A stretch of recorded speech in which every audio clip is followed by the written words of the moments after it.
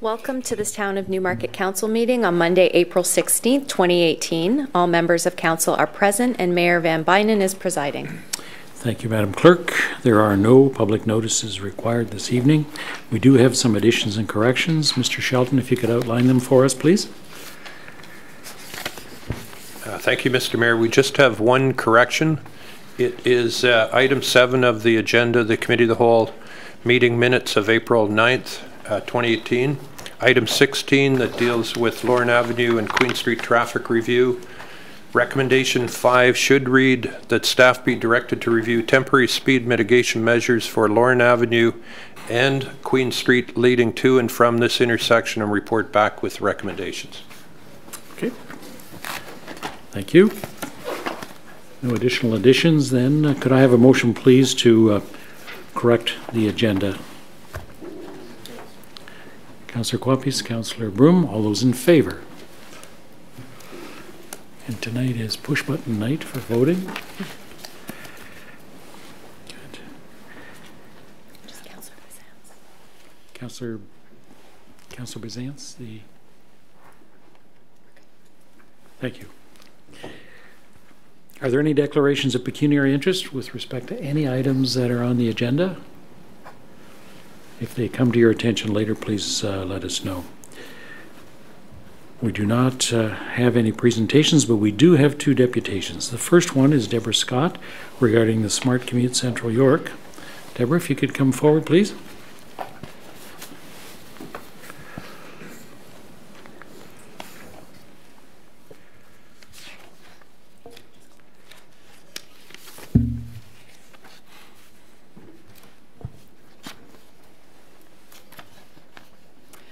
Good evening, Mayor Van Bynen and Council. My name is Deborah Scott, and I'm the President and CEO of the Newmarket Chamber of Commerce.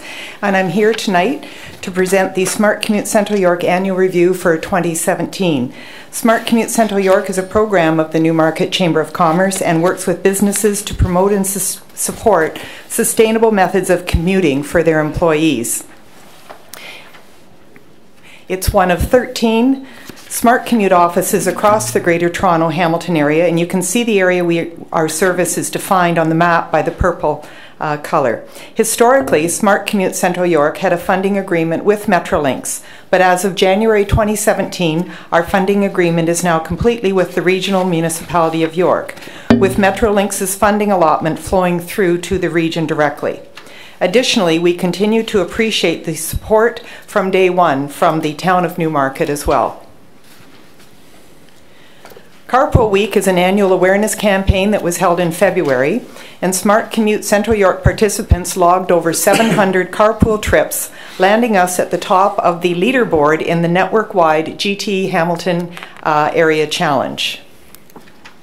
In May, we kicked off Bike Month with a successful Bike to Work Day event despite the early morning rain. Over 150 cyclists rode to Riverwalk Commons to explore exhibits from community partners and receive a complimentary breakfast and t-shirt. Mayor Van Bynen addressed the crowd while Regional Councillor Taylor and Councillor Twinney announced the draw prize winners. We look forward to seeing you at this year's event on Monday, May the 28th. Anything you can do to help to promote this to the community is appreciated. Smart Commute Month is an annual campaign held in September where all modes of sustainable travel are promoted. An annual travel behavior survey was a new component added by Metrolinx in 2016, which now enables us to compare workplace results year over year across the GTHA.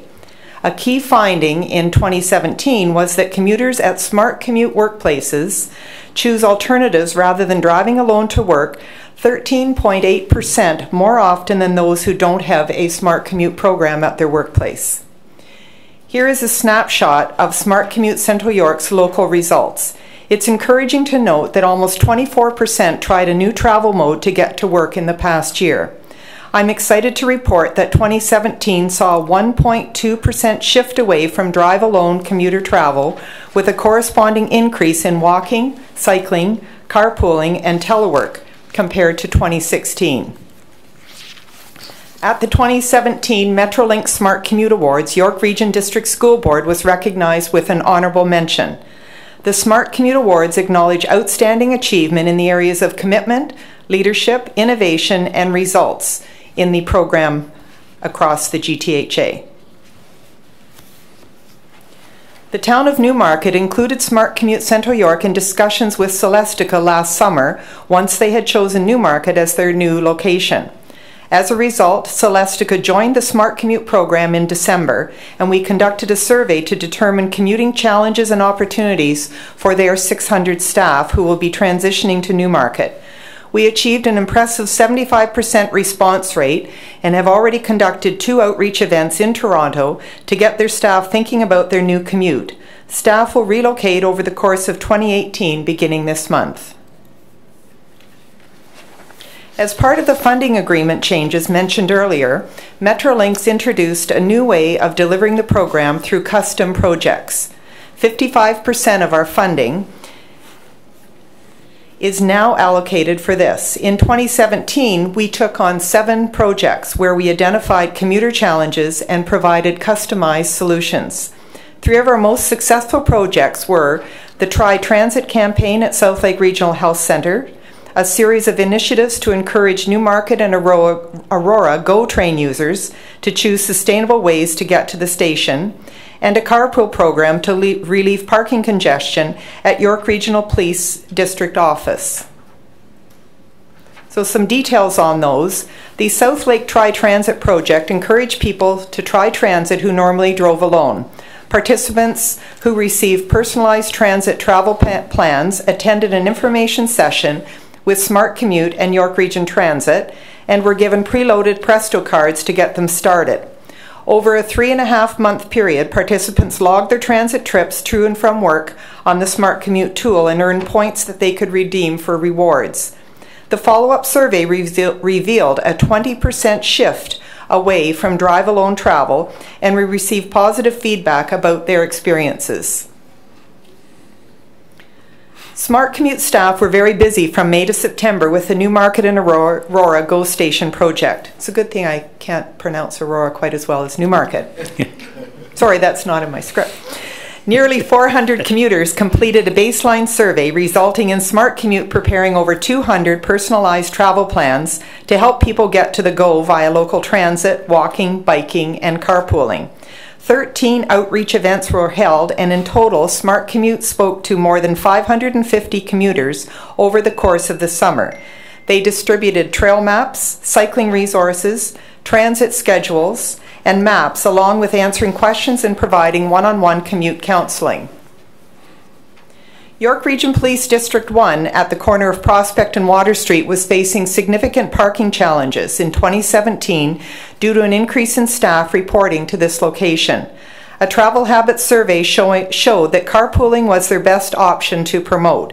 As a result, York Region Police installed 3 carpool parking spaces and implemented a permit process. There are now 15 registered carpools with 36 people, and our follow-up survey showed an impressive 13.7% shift away from drive-alone travel. The Smart Commute Workplace Designation Program recognizes employers for their commitment to enabling and encouraging their employees to choose travel options other than driving alone. There are 4 levels available: bronze, silver, gold, and platinum, which reflect the degree of the program, investment, and success. I'd like to offer our congratulations to the town of Newmarket for their achievements in 2017. Mayor Van Bynen and Commissioner Nohammer recently attended a reception where they accepted the platinum designation for 2018, shown here in the photo with representatives from Metrolinx and York Region. Smart Commute Central York looks forward to another exciting and productive year ahead, and I want to personally thank, on behalf of my staff and the region who are here today, yourselves, council and staff, and for your ongoing support and commitment to the Smart Commute program. I'd also like to give a special thanks to Councillor Kelly Broom and staff Mark Krzyzanowski for being active members of our advisory board. Thank you. Thank you. Comments from Council? Councillor Broom? Thank you, Deborah, and thank you, Smart Commute team there for coming out tonight. I think actually all of you are here tonight, which is excellent in an ice storm. I just wanted to say thank you for the presentation, and I'm excited for Bike to Work Day, and just want to share a story with you. I've been attending meetings at South Lake Regional Health Center the last 4 months, probably about 6 meetings, and every time I'm going, someone asks me if I can carpool with them. So your message at South Lake is definitely loud and clear, and I have taken them up, and I have been doing the Smart Commute with them. So I think whatever you're doing is working. 6 out of 6 for South Lake is pretty good, and thank you again for coming in tonight.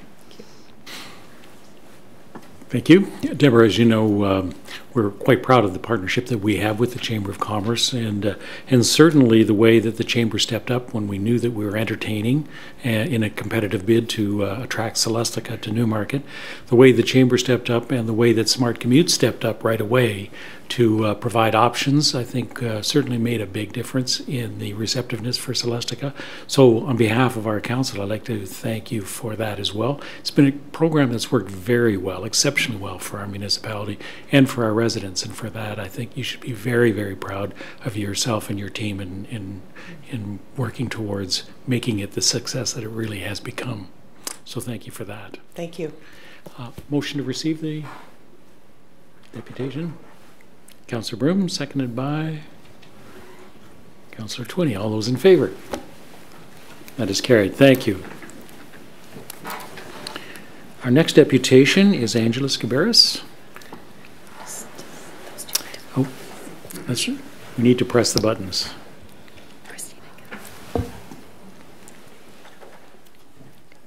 We should do this every day.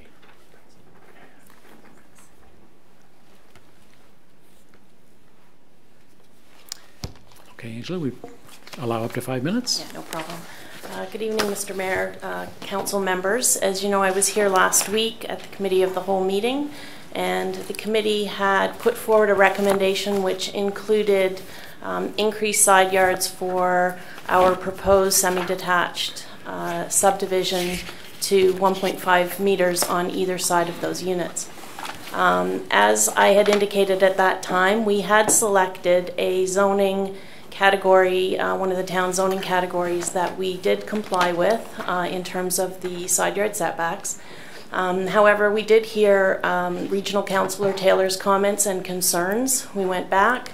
Azure Homes had their architect relook at their house designs, and unfortunately the 1.5 per side could not be achieved and come up with a reasonable house design.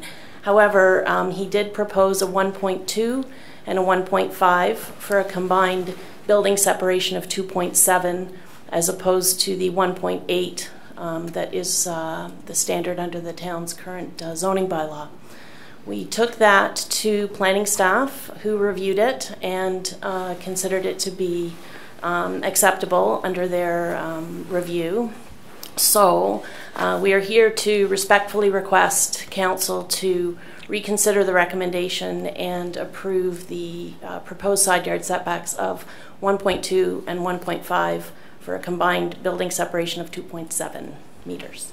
Okay, thank you. Questions, Regional Councillor, and then Councillor Quapis.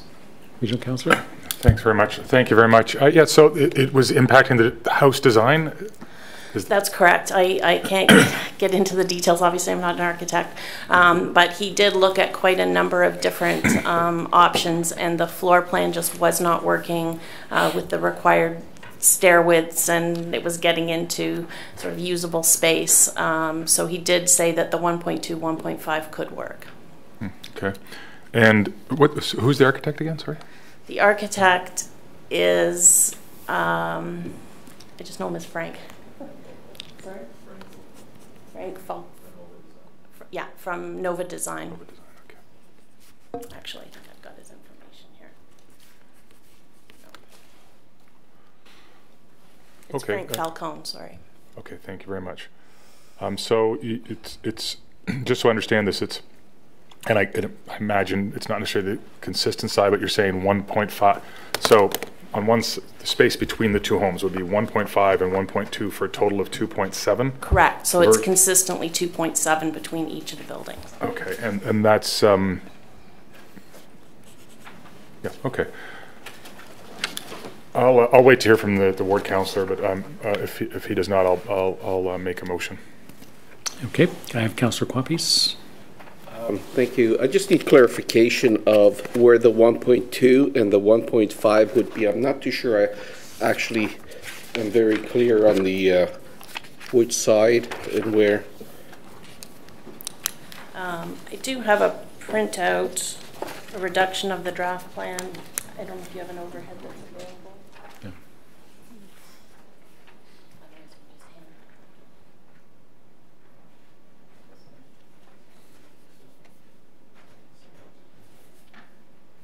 I'm not sure if that helps you too much. That does help. So, can't get the mouse to work. Yeah, that doesn't work. Sorry. So you have 1.5 here, and then 1.2, 1.5, 1.2, 1.5. Okay. So it would be consistent between the semis. So you've got 2.7 consistently between the two buildings. This would also just, it doesn't need to be removed from the conditions of draft approval, but it negates the necessity for the maintenance easement that had originally been proposed. We can still put it in if staff feel that it's necessary, but it's not necessary, it's not required. Great, thank you. Thank you. Councillor Hempin. Thank you, Mr. Mayor. Thank you for your information. I appreciate that you've gone back to the drawing board, and I want to thank the Deputy Mayor for looking at this and asking and making a motion that would require an additional side yard setback of 1.2 meters in total. I appreciate that you've gone forward and come back with a close to solution, and we're going to be creating an additional 3 feet between each home. I believe this will accomplish the intent of the motion in improving the overall streetscape and separation between the two homes. And I will make a motion at the time when we have this item pulled, or the Deputy Mayor. Thank you so much. Thank you. No further questions. It'd be appropriate to receive this deputation, and we'll bring item 5 forward from the Committee of the Whole. So, motion to receive. Councillor Hempin, Councillor Quapis. All those in favour? None opposed? That is carried. Thank you. Thank you. Sorry, Councillor Kerwin is opposed. Okay, thank you.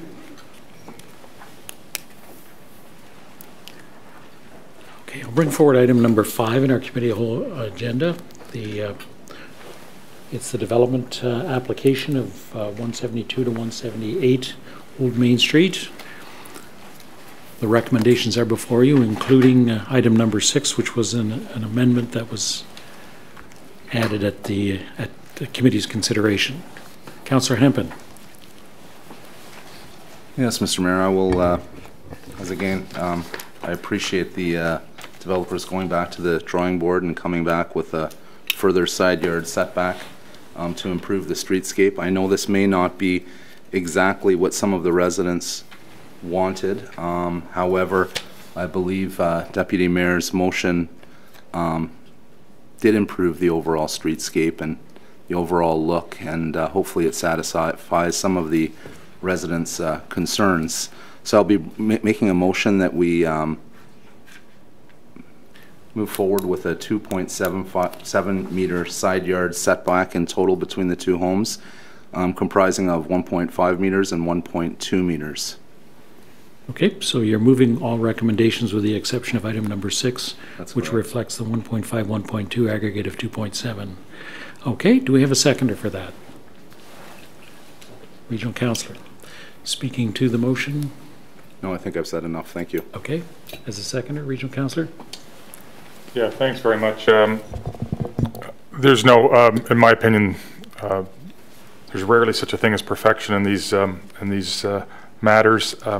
But having said that, I think that getting to this point of 2.7, almost 9 feet, I think will give a really reasonable amount of separation between units. If you think about this as now, what I think we were striving for, and what I think we've largely achieved is that you're now looking at 6 units, 6 built structures, 12 units, but 6 built structures. And those 6 built structures, I think approximately, and I'm approximating, but approximately have something like a 54-foot frontage each and close to 9 feet between each one.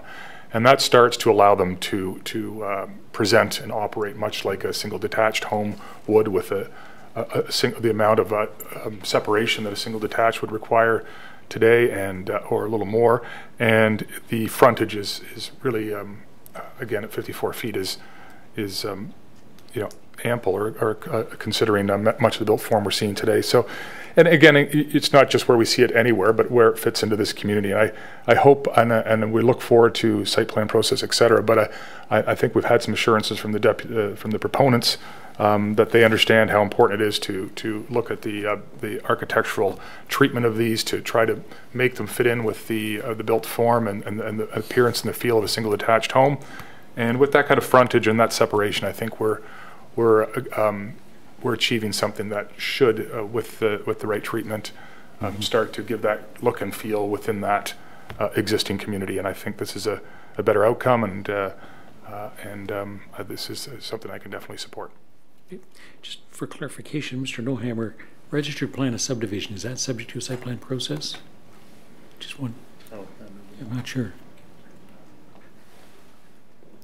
This is a registered plan of subdivision, and would that be subject to a site plan process, or does the stipulation that we're putting into the approval today reflect itself in the registered plan of subdivision? And that's Mr. Mayor, I believe the side yard requirement is reflected in the zoning bylaw for the property. So this would be the amendment to the zoning bylaw standards, and it would be reflected in an amendment to the bylaw that is also attached to your agenda. okay. Yeah, we'll need to remember to. Sorry, but is there a site plan, or? I don't That's know. the question. Draft plan of subdivision and zoning block. So we're approving the draft plan of subdivision. That's correct. Correctly. And so if the setback is defined in the draft plan of subdivision, does that require the subdivision to go through a site plan process? That's something that I could clarify for you. I don't know the answer. Okay. Okay. Yeah, can we hear from Angela?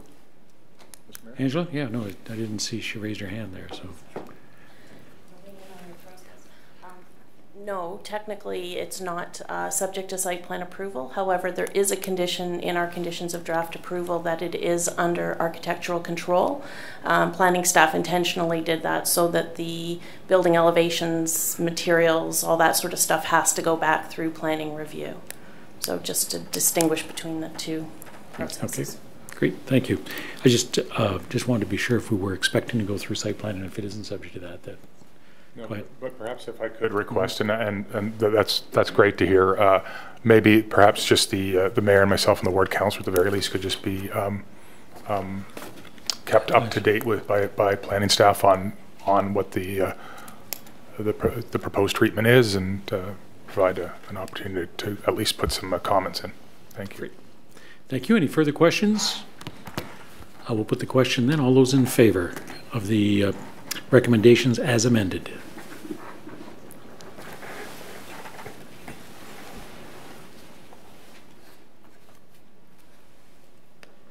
Any opposed? One opposed, and that is carried. Thank you. Next item is the approval of minutes, council meeting of March the 26th. You have the minutes before you. Are there any errors or corrections? If not, could I have a mover and a seconder, please? Councillor Vey, Councillor Twinney. Any corrections? None? All those in favor? Any opposed?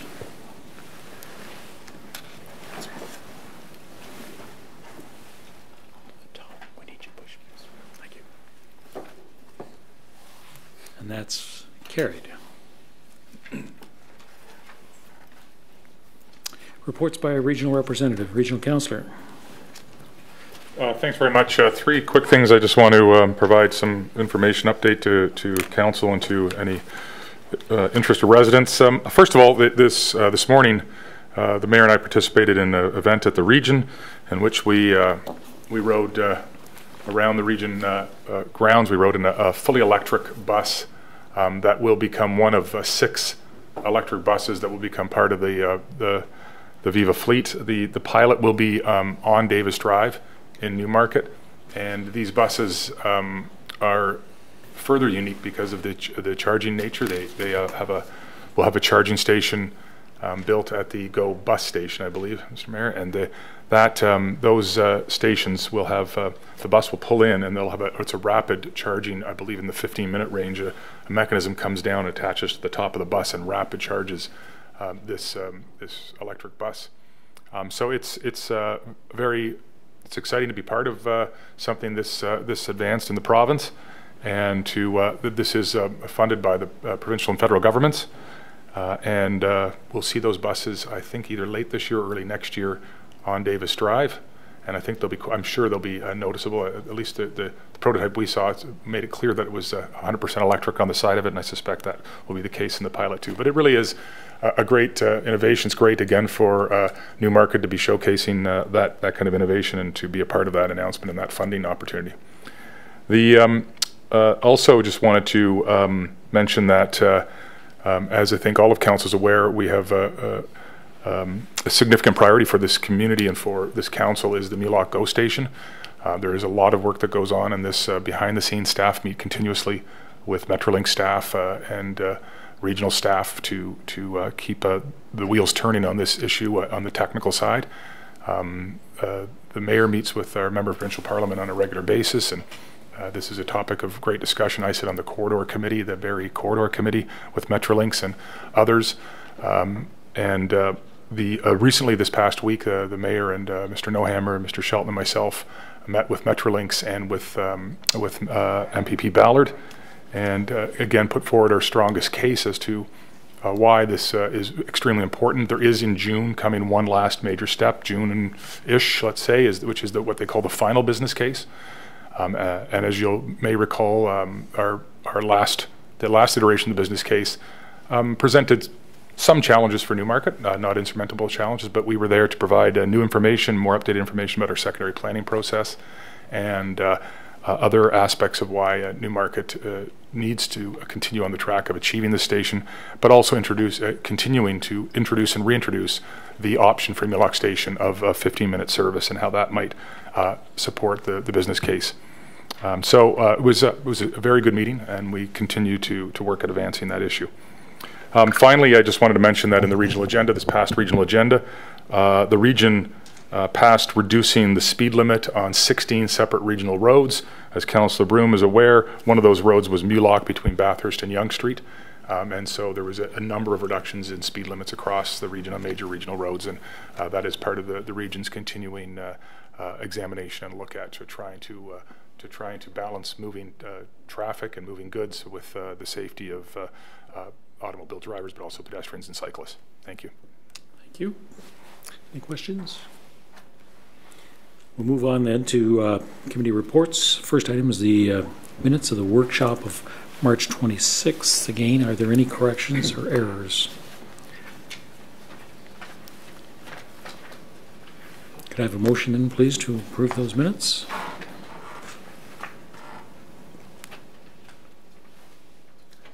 Councillor Broom, Councillor Quappies, thank you. All those in favor? Next item then is Special Committee of the Whole minutes of March 26th. Item number 5. Any errors or corrections? If not, could I have a motion, please? We'll go to the right. Councillor Vague. Regional Councillor. All those in favor? Any opposed?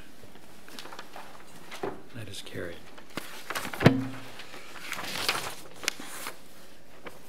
Next item is the Special Committee of the Whole closed session of March 26th. Minutes are before you. Could I have a motion, please, to approve those minutes? Councillor Twinney, Councillor Vague. All those in favor? Any opposed? None opposed, and that is carried. Item number 7 is the Committee of the Whole minutes. Oh, I'm sorry, before I go forward, with respect to item number 6, there was only one item on the agenda, and that was with respect to the proposed acquisition or disposition of land by the municipality per section 2392C of the Municipal Act. And there was a confidential information report, number 2018-9, dated March 22nd, regarding the Hollingsworth Arena, and that memorandum was received. Item number 7 is the Committee of the Whole of April the 9th. We have already dealt with item number 5. So are there any items that members of council wish to deal with separately?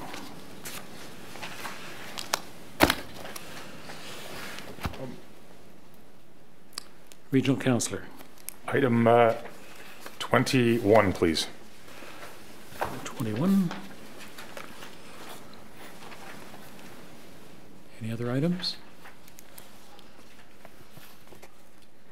There being none, then, could I have a motion then to adopt all consent items with the exclusion of item number 5 and item number 21? Councillor Vague, Councillor Kerwin. All those in favor? Any opposed? None opposed, and that is carried. Thank you. Item number 21 is the temporary parking exemption. Regional Councillor, if I can have a motion, please. Yeah, I'll move it to get on the floor. Okay. Is there a seconder? Councillor Quapis. Speaking to the motion as the mover.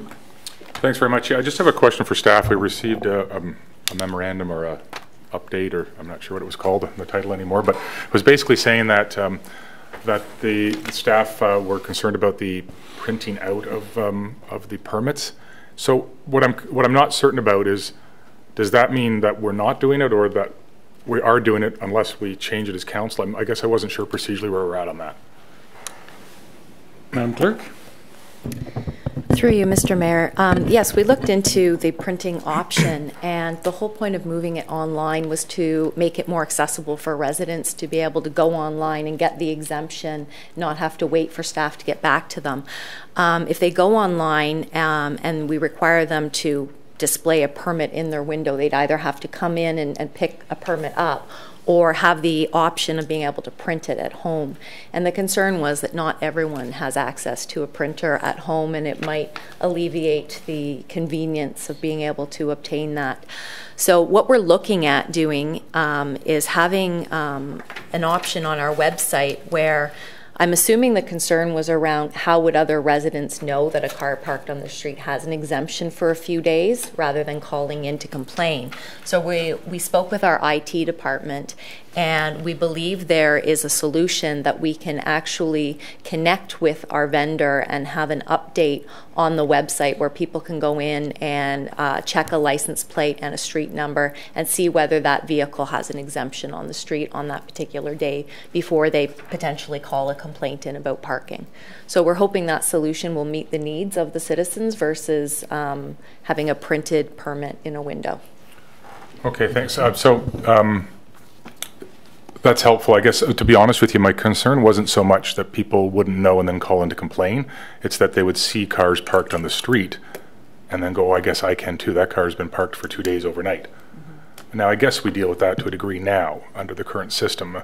I was just concerned that with such a convenient system, we might have a lot more uptake, mm-hmm. and then this would start to happen on more streets and more people, there might be confusion. But I think it's something, I'm fine with not having the permits in the window, but it's something maybe we can monitor for 1 year. It'd be nice to have see how this goes. My other question, I guess, in sort of an interim period, I'd be interested in staff's perspective, your perspective, on if there's any downside to posting online that this system will have fees attached to it starting in January 1st, 2019, and then pilot, sort of have it go through the rest of this year without fees, without the printed things in the windows, but letting people know that it's coming.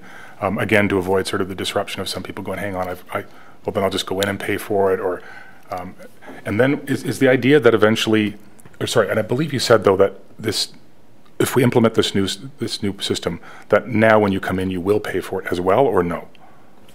No. So is it the intention eventually though to have it aligned so that both, whether you get it in person or online, you pay the same fee? Is that a thought in the future, or not necessarily? Yeah, through you, Mr. Mayor. So right now, you don't pay any fee for it. And we've been running the system without our, we haven't had an online system that we've been able to run it through. So it's been people calling in or attending customer service, mostly phone calls or emails in letting us know that they require an exemption and giving us the reason.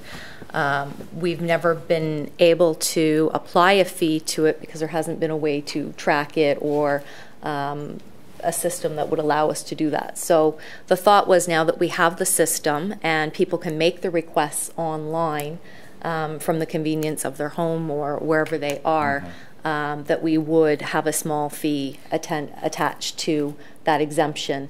And we also had never had a limitation on how many exemptions a year. So we thought bringing that all together at once would be appropriate, and I believe we could pilot it and then feed that information back through the parking review that's going to happen at the beginning of 2019, and we would have some data then to see how well it worked.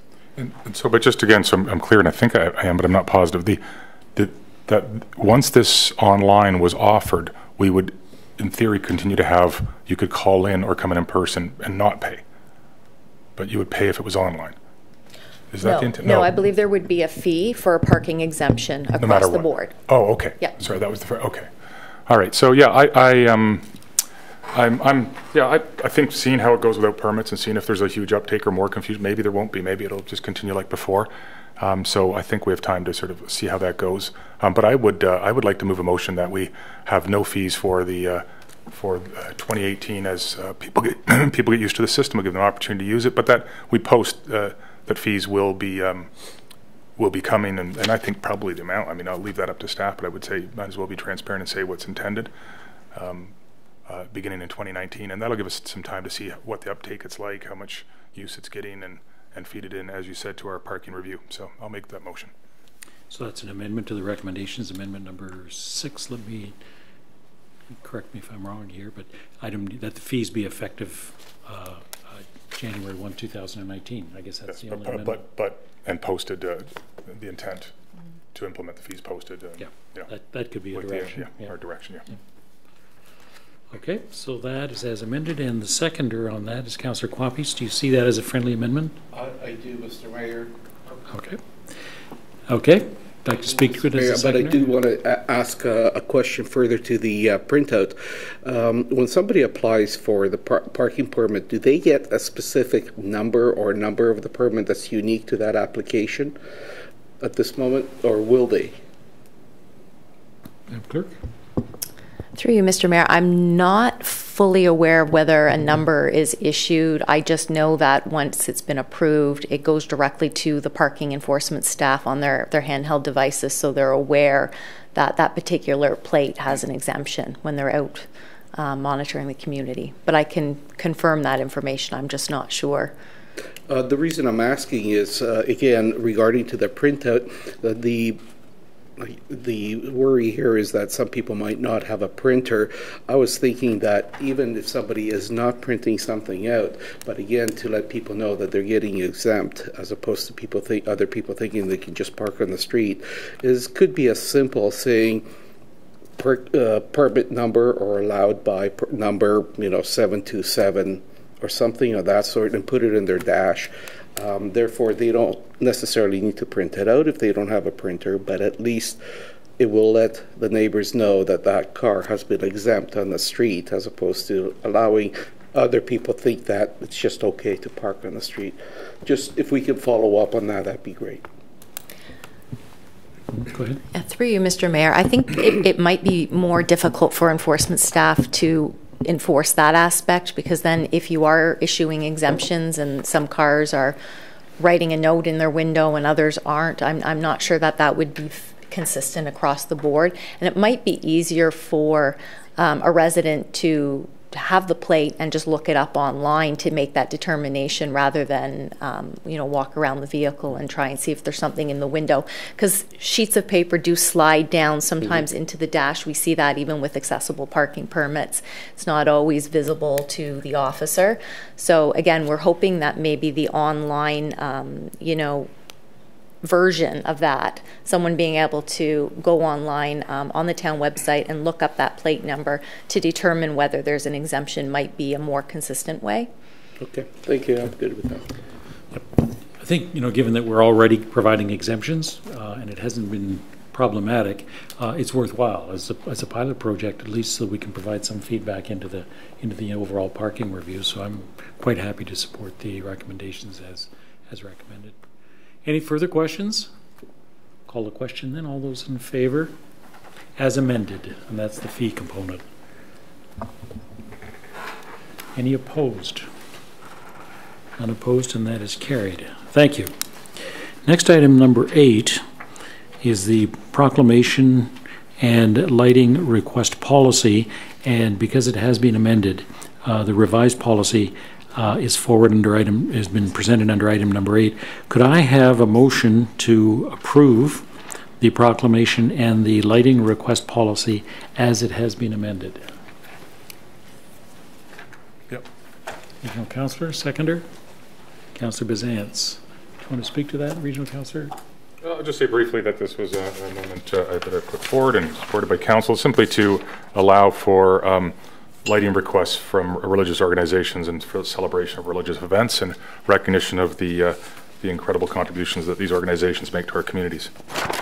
Okay, Councillor Bazance is the seconder. No comments? Okay, thank you.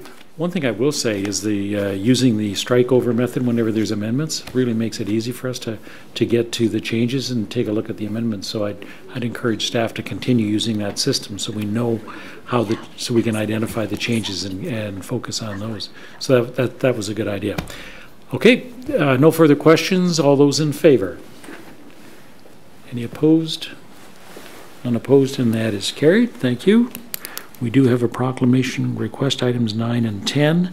That's with respect to the day of mourning for workers killed and injured on the job, and also community living. Could I have a motion with respect to those two items? Councillor Twinney, Councillor Kerwin. Any questions? All those in favor? Any opposed? Unopposed, and that is carried. Thank you. Deals with item number 9 and 10. Bylaws. Now, so bylaw 2018, which is to amend the fees and charges bylaw, then needs to be. We would amend it. As amended? To have the effective date of January 1st, 2019. Okay, so we'll treat that as being amended for an effective date of January 1st.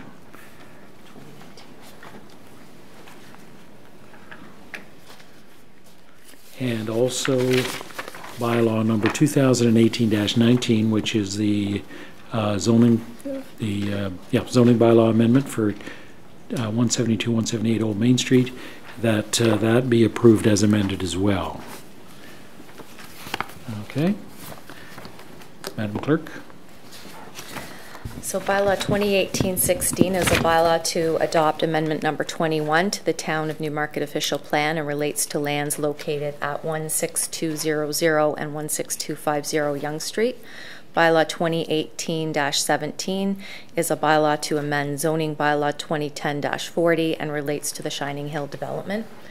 Bylaw 2018-18 as amended is a bylaw to amend the fees and charges bylaw in relation to including a parking exemption fee. And bylaw 2018-19 as amended is a bylaw to amend zoning bylaw 2010-40 regarding 172 to 178 Old Main Street. Okay, does anyone wish to have any of these bylaws dealt with separately? Yes, I do.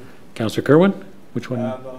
The last one, Mr. Mayor, with regard to Main Street North, to be consistent. Okay, thank you. So, could I have a motion with respect to bylaws 2018, 16, 17, and 18? Mover and a seconder. Councillor Broom, Councillor Hempin. All those in favor?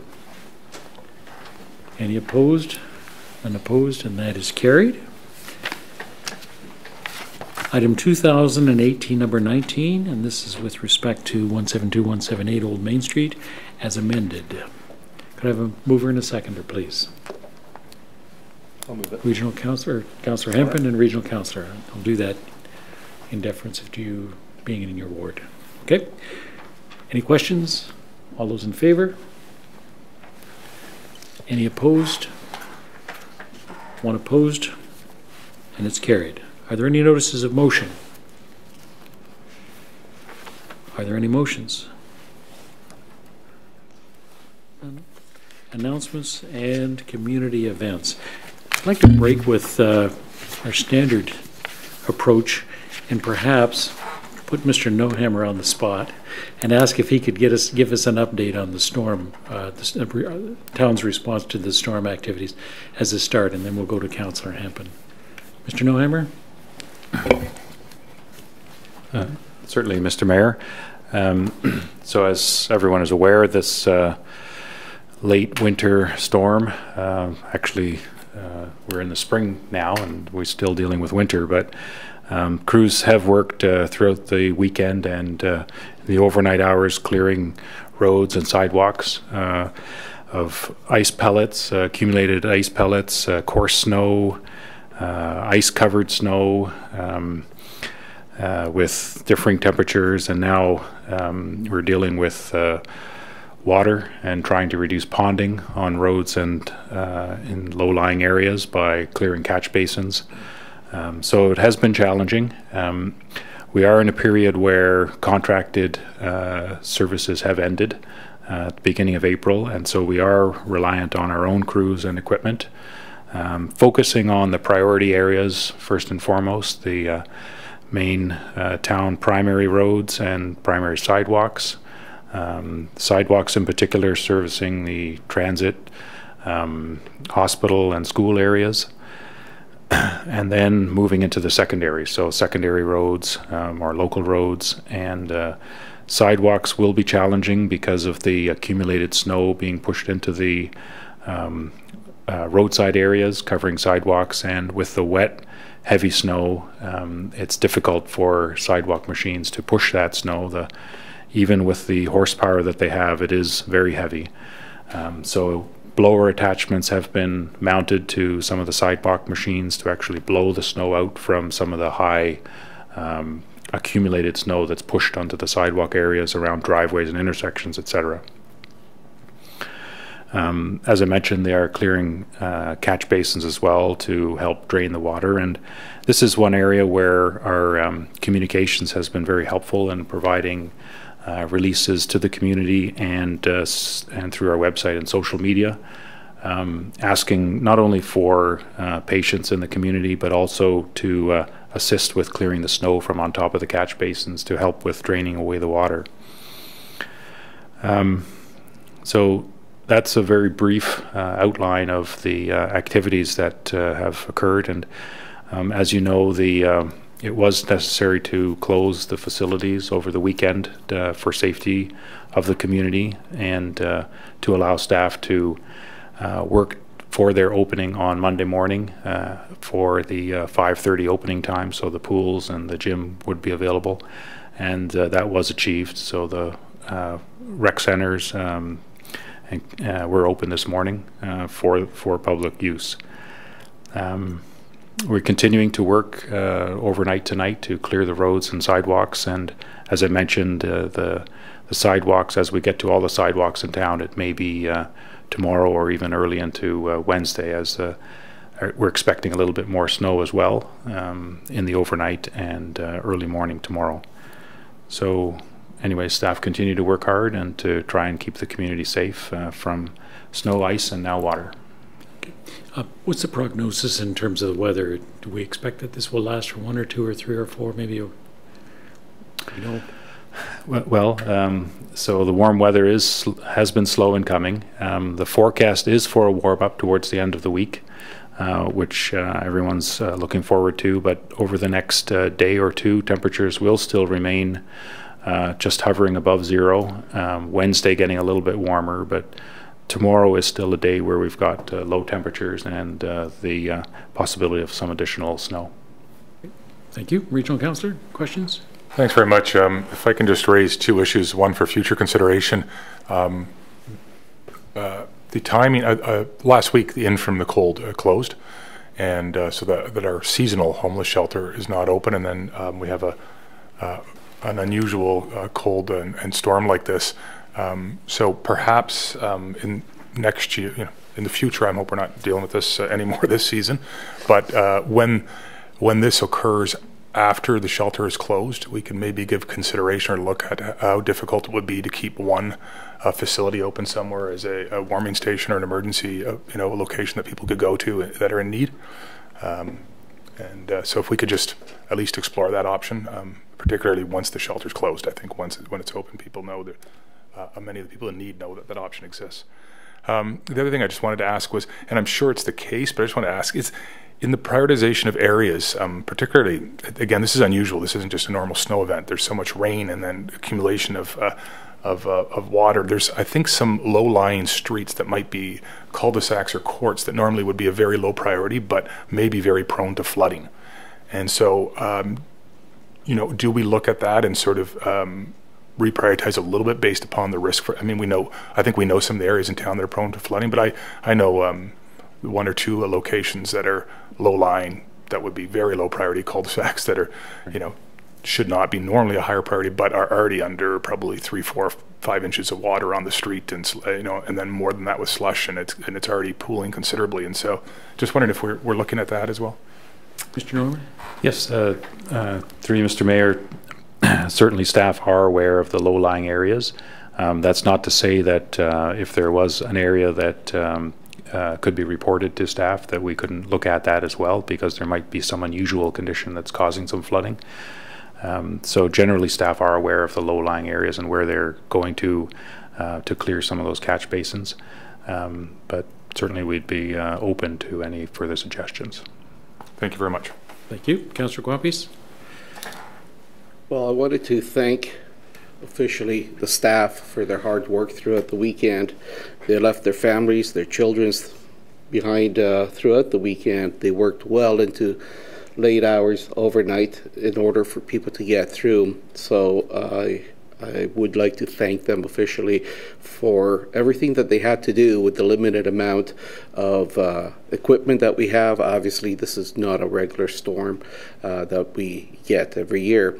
So they did a very good job, and they're still out there doing a very good job. I did want to take a look at what would it cost, or maybe for future consideration, to extend the contractor for that extra month. Maybe we're not going to have another storm next year. Maybe we will, but it seems like this one was a big one, and we had only our staff to deal with. So if we can just bring to council, or even through a memo, for consideration for the next budget, to see what would it cost for us to keep our contractor for that extra month. Yeah. Through you, Mr. Mayor, that is very astute and excellent question and suggestion, and it's also something that we've questioned as well during a time like this. This is quite unusual to have an event like this so late, so deep into April. And oftentimes we look at extending a contract sort of the first week of April, or maybe the first 10 days of April. But that certainly is a very good question, and it's something that staff will be looking at in terms of extending a cost, maybe even week by week. Thank you. I did have an opportunity to sit in on the update here in the council chambers, and when I saw all of the chairs around this table was filled by department heads and backups in terms of just an update on the situation, it really tells you how complicated the situation was and the number of people that were involved, and things like the weight and the heaviness of the snow and how it's pulling the tractors off of the sidewalks and creating some damage to the lawns, and the fact that a lot of the equipment just isn't able to deal with such an unusual storm event. It was amazing to see the level of commitment that we have with staff and their dedication to make sure that we get this fixed as soon as possible. So I do, Mr. Sheldon, want to extend my thanks to yourself and your staff in terms of the commitment to make this fixed as soon as we possibly can. So thank you for that. Now, under community events, Councillor Hampton. Thank you, Mr. Mayor. Entries are now being accepted for the 2018 Heritage Art Contest. Entries must be original two-dimensional artwork created in any medium and focus on the heritage of the town of Newmarket.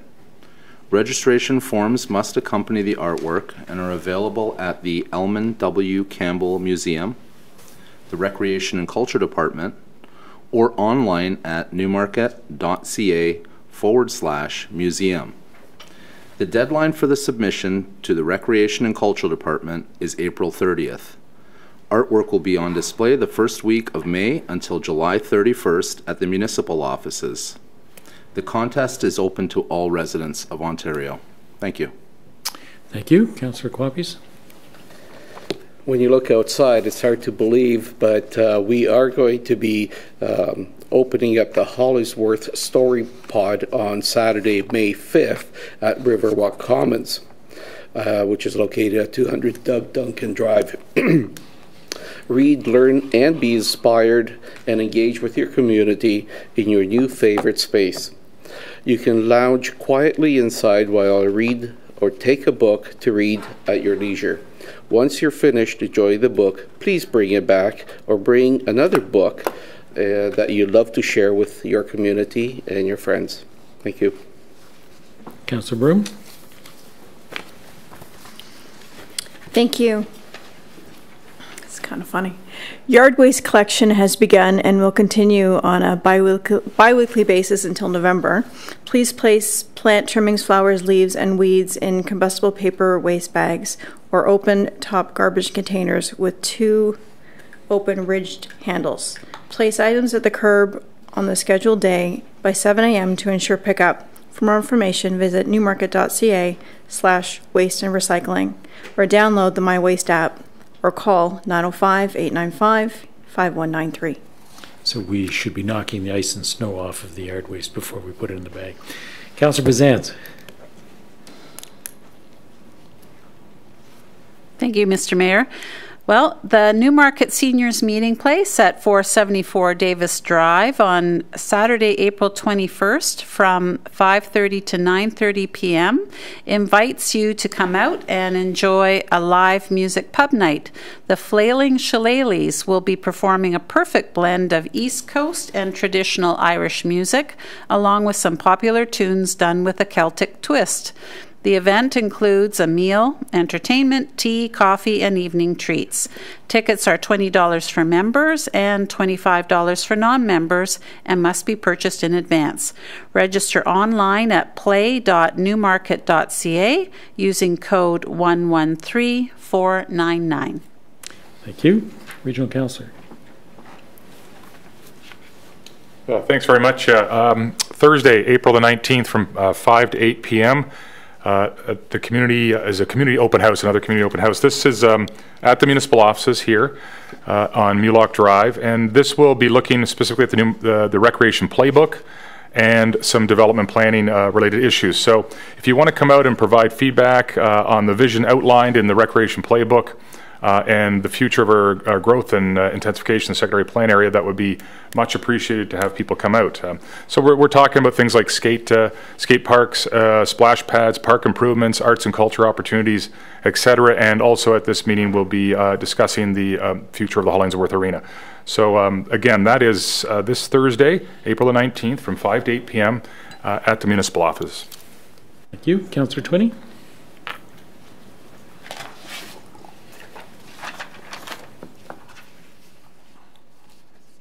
Button.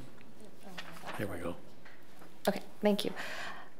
Newmarket's Community Cleanup Day is Saturday, May 5th, and this is our 40th annual Community Cleanup. So it's incredible to know that this has been going on for 40 years. Come out and enjoy the outdoors. Meet at the municipal offices at 395 Mulock Drive at 8 a.m. Gloves, garbage bags will be provided for the residents to take back to their neighborhoods to clean up surrounding streets and parks. And then following the cleanup, as always, we have a thank you for the volunteers. We can come out, enjoy barbecue lunch with family, friendly entertainment, and I also believe too this is a great opportunity for students with high school hours, volunteer hours, to get some of their volunteer hours for this event. Thank you. Thank you. Councillor Kerwin. Yes, thank you, Mr. Mayor. I have two announcements. One is particular of interest to Ward 2 residents, but to all of the town. Residents are invited to attend a public information center on Monday, April 30th in the council chambers at 395 Mulock Drive, beginning at 6 p.m. with a presentation at 7 p.m.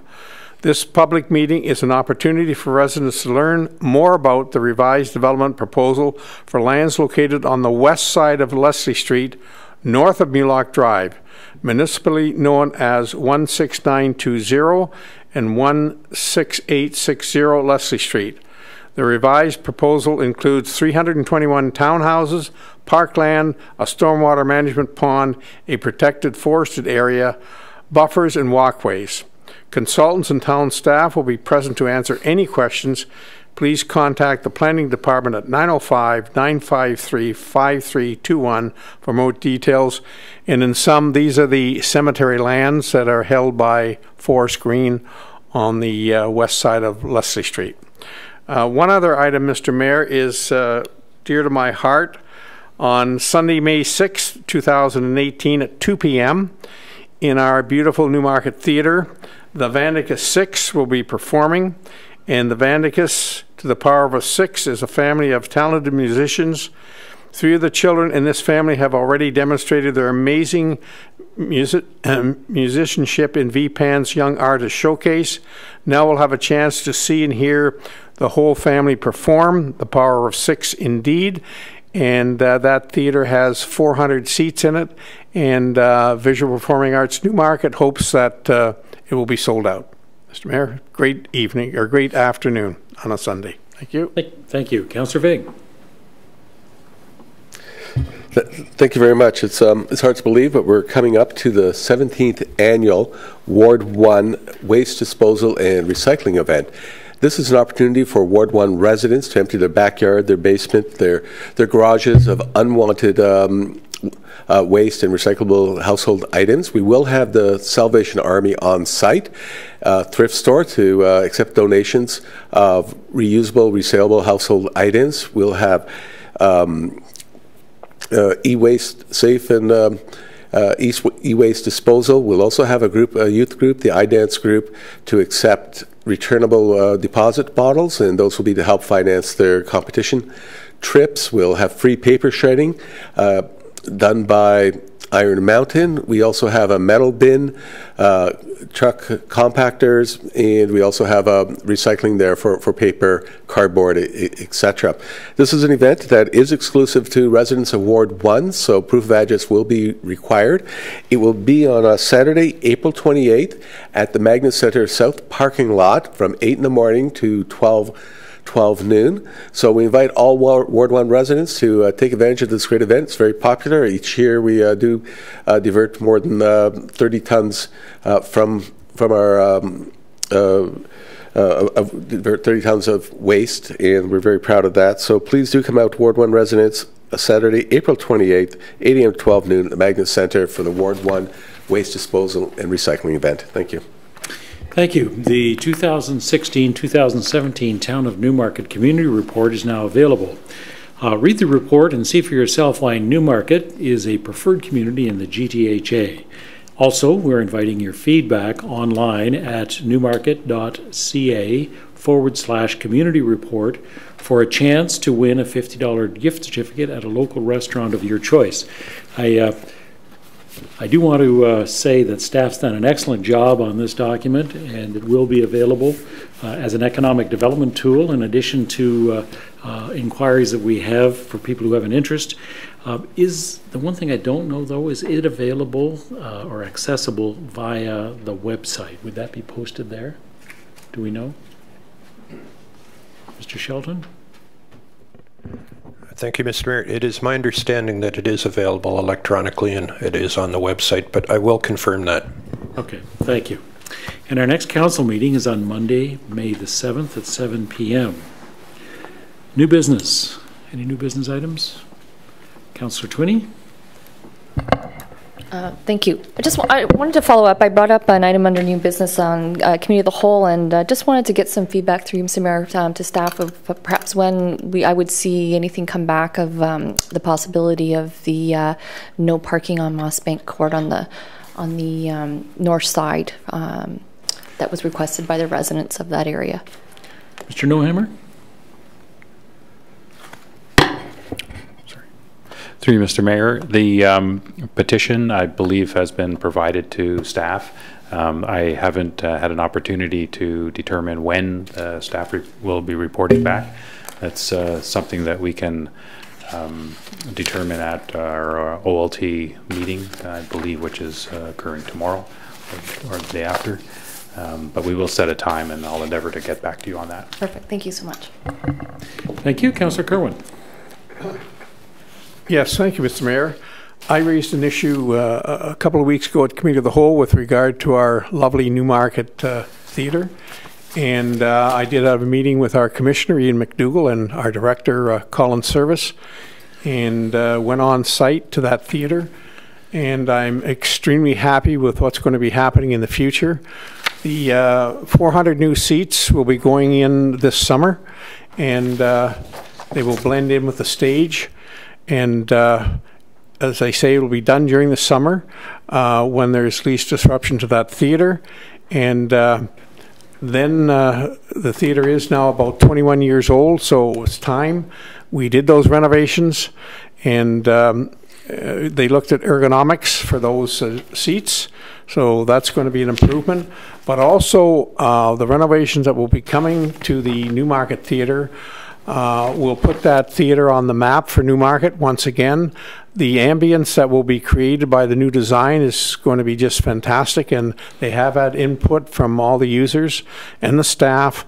So we're going to be looking at a really renovated Newmarket Theatre with an absolutely total different ambience that will attract more residents, not only from Newmarket, but around the region. So Ian, thank you, and would you pass my thanks on to Colin Service for taking a half a day to go through the theatre with me. Thank you. Thank you. It's good to know we're in good hands, and it's always good to hear that it's validated through our colleagues. So thank you very much. Okay. There was no requirement for a closed session. Confirmatory bylaw, though. Can I have a mover and a seconder? Councillor Vague, Councillor Broom. All those in favour? None opposed. That is carried. We don't require a recorded vote on that. And the adjournment as well. Mover and a seconder. Councillor Broom, Councillor Hempen. All those in favour? There's none opposed, and that is carried. Thank you very much.